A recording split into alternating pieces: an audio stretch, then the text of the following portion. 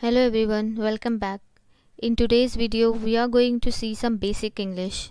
So today we are going to learn basic English grammar, which is alphabet, word, sentence, subject and predicate, phrases and clauses. So let us see each one in detail. So what is an alphabet? In some school, it had been taught that there are 26 alphabets. This is misconception that is taught in schools.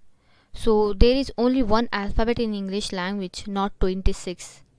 As we say alphabet to A, B, C, D till Z, these are not alphabets, these are letters of English alphabet. You can say there are 26 letters in alphabet, but you can say there are 26 alphabet in English language. Like if we see in Hindi, the letter A, we cannot say itself a Varmala, right? So alphabet is a character set that include letters to write a language. Alphabet is a combination of two words, that is alpha plus beta, which is equal to alphabet. As we know that to make a chaplet we need number of pearls. We can't make a chaplet by one pearl. So we need 100 pearl to make one chaplet. Means in the same way we need 26 letters to make one alphabet. So letters can be 26 but set is only one. So there is only one alphabet in English language which consists of 26 letters. Out of them 5 are vowels and 21 are consonants. Now one more question arises in our mind that what we call to Z or Z. Because in school we learn it as Z. There are many differences in it. You can find many variation in English, as though we listen some pronunciation from TV media and we listen some different in our schools. They both are correct, but there is a difference in American and British English. Either we can say Z or Z, both are correct, but Z has preference over American English, as it is competitive English in India. We prepare ourselves for British English as a competitive English. So there is only one alphabet in English which consists of 26 letters. Now let us see word. If we take a word like COW, out of there are 3 letters. We call it as word. We can't say it as letters because grammatically a meaningful combination of letters is called word. Now if we take WOC or OWC, these are the same letters but it cannot make a meaningful sense. We cannot make a meaning out of it. So we cannot say it as word. To make a word, letters should be arranged in a meaningful order. Meaningful combination of letters is called word. Now let us see sentence. What is a sentence? Let us take this one example. Cow is an animal. So here probably we can't say it letter or word. It called complete sentence. A meaningful combination of words is called sentence. So meaningful combination of letters is called word and a meaningful combination of words is called sentence. Apart from this, if we analyze the sentences, there are different types of sentences in all. But today we are learning basic in this video. So now let us see that every sentence has two parts, that is subject and predicate. For example, my mother loves tea. So here we can see my mother, this will be a subject, loves tea, it will be a predicate. Now let us take another example. All the children are ready for the picnic. Now here you can see all the children become subject, are ready for the picnic will be a predicate. Now let us see this in detail. So what is subject? A subject is that part of a sentence that names a person, place, animal or thing about whom something is said. Like from previous examples, my mother, all the children.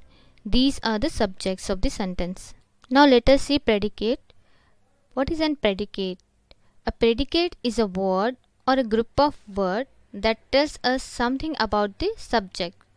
Like from the previous examples, loves tea, and are ready for the picnic. So these are the predicates. So every predicate has at least one verb.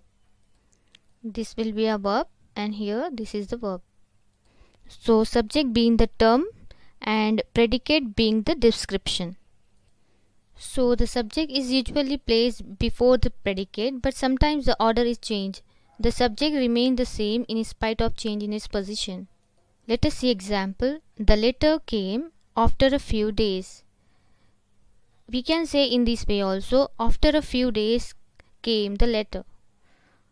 So here you can see the letter, this will be a subject, came after a few days, this will be a predicate. Now here the order can be changed. After a few days came, this will be a predicate. The letter remains the subject as same. Now if we see in imperative sentences, the subject is always you. Subject is not mentioned but implied. Example, go there. It means you go there. Have the medicines regularly. It means you have the medicines regularly. So go is the predicate, but it doesn't show have any subject. To whom you are saying, that will be the subject. So every predicate has at least one verb. The verb changes according to the number of subjects. So let us see this example. The dog is barking. Now here you can see it is a single dog, so we have taken a singular verb, that is. Now in the second example, the dogs, plural dogs means so many dogs are here, so that's why we have taken plural verb, that is are. However, if we want to add something more in the sentences besides subject and predicate, that are phrases and clauses. So let us see them. So here in the phrases and clauses, sometimes we need more words to describe our thought. It will be complete by saying simple sentence and sometimes not. Like example, we can say she passed her exam despite her problem.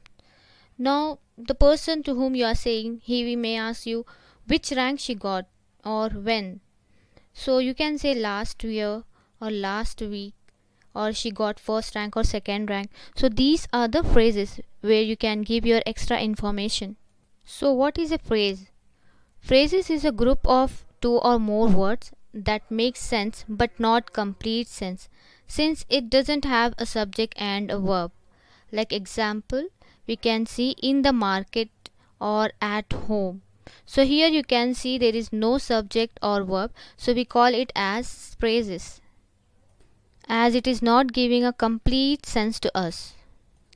So a phrase usually forms a part of a sentence but doesn't convey complete sense. The above example do not have a subject or a verb. When we add these words with subject and predicate, then it will give a complete meaning. Like I have written here, I saw a boy in the market. Now this phrase is giving a meaning when we add I saw a boy, subject and verb to it. And another example we can take, do not try this at home. So now it will give a complete sense when we combine it with the subject and a verb. So phrases give extra information to sentences. Now there are so many kinds of phrases. Noun phrases and phrasal verbs, preposition phrases, adjective phrases and adverb phrases. So here noun phrases which behave as a subject or object, and here phrasal verb which basically form by a combination of verbs, preposition phrases which start with a preposition, adjective phrases which is used to modify noun in pronoun quality and quantity which behave as adjective, and adverb phrases which add adverb like if we take an example, a bird in the hand is worth two in the bushes. So this is the extra information which is called a phrase. Or we can take another example, new classes are going to start. So now the person will ask when, on which date. These will be your phrases which give extra information. Now let us see clauses. First of all, let's see, clauses and phrases are basically same, but there is a little difference in it. If we talk about a phrase, it doesn't have a subject or predicate like in the market, at home, etc. But in a clause, it has subject and a verb. So what is a clause? Clause actually it is a group of words with a subject and a verb and is usually a part of a sentence. It may or may not make complete sense. For example, the boy is going. So here the boy is going is a clause since it has a subject and a predicate. Now let us see one more example. I know a man who stole your purse. So here the above sentence has two clauses. This will be a main clause and this is the subordinate clause. The first clause, I know a man, gives a complete meaning and can alone stand as a main or independent clause. On the other hand, the second clause, who stole your purse, this doesn't give a complete meaning and cannot stand as a complete sentence. It depends on the main clause to give a complete meaning. So such a clause is called a subordinate clause or dependent clause, as the subordinate clauses depend on the main clause. Here we can see another example. The professor asked many questions, but no one could answer. Here we can see it is a main clause which can stand alone and independently it gives meaning. Now here but no one could answer, this will be a subordinate clause. It is depend on the main clause. It cannot give a complete meaning alone. So a phrase doesn't convey complete sense as it does not have a subject and a verb. A clause has a subject and a verb. It may or may not make complete sense. It usually a part of a sentence. So let us recall today's topic, what we have learned. In alphabet, there is only one alphabet in English language. Letters are 26 but alphabet is 1. Now let us see word. If we add some letters which give a meaning is called a word. Similarly, if we add some words which give meaning, we call it as a sentence. And subject and predicate, these are the parts of the sentences. And to give, when we need to give extra information, we take phrases and clauses. So this is all about basic English grammar. I hope it would be helpful for you. Thanks for watching.